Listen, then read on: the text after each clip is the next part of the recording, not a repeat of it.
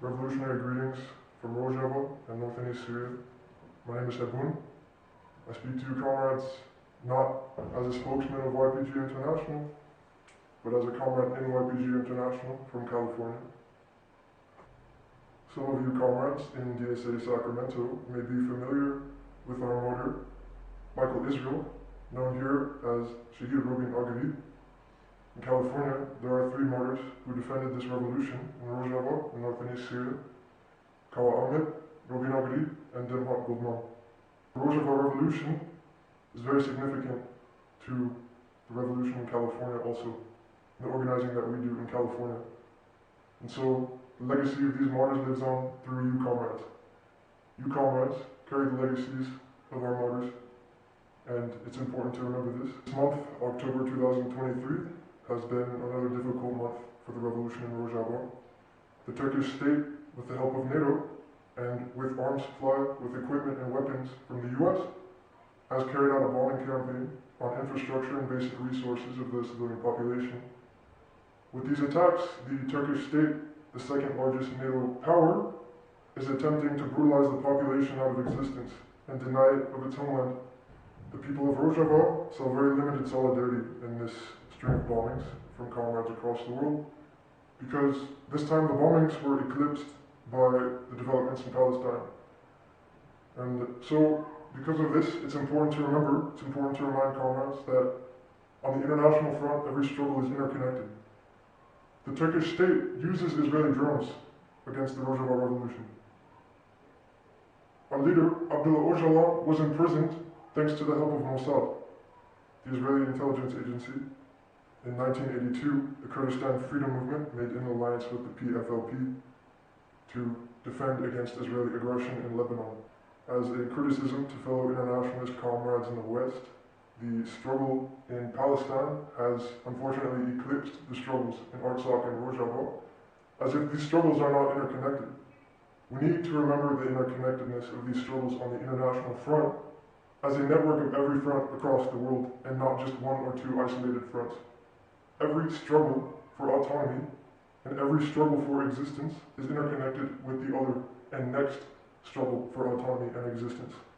Comrades in the US need to understand the significance of Rojava, not just as another random socialist revolution.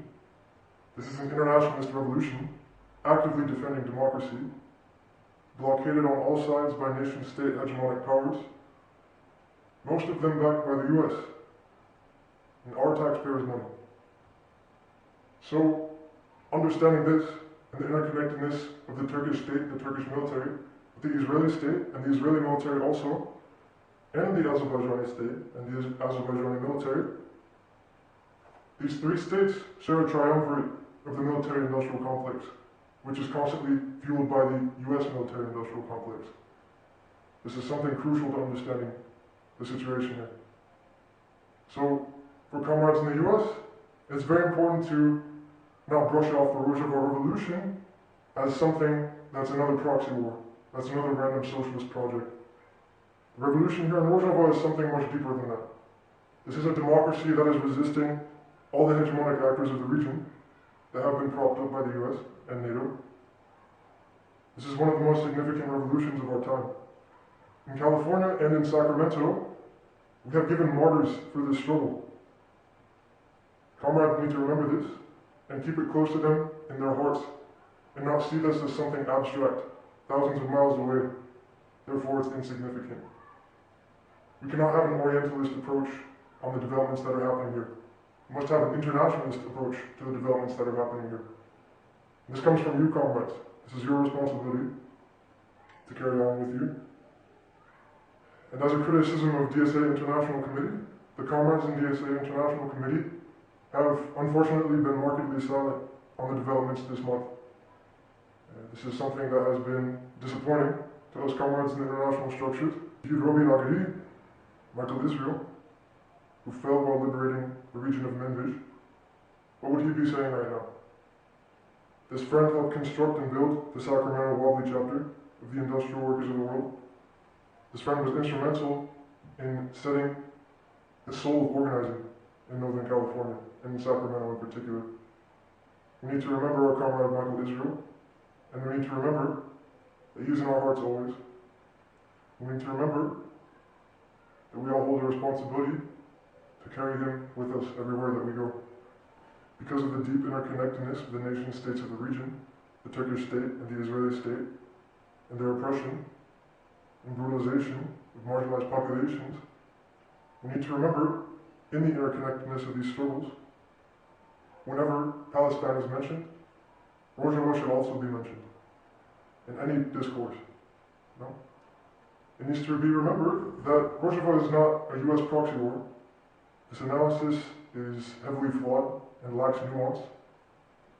We need to ask ourselves challenging questions as internationalist comrades in the US and burst this little bubble, this little sphere of consensus that's been imposed on us by capitalism and mainstream media.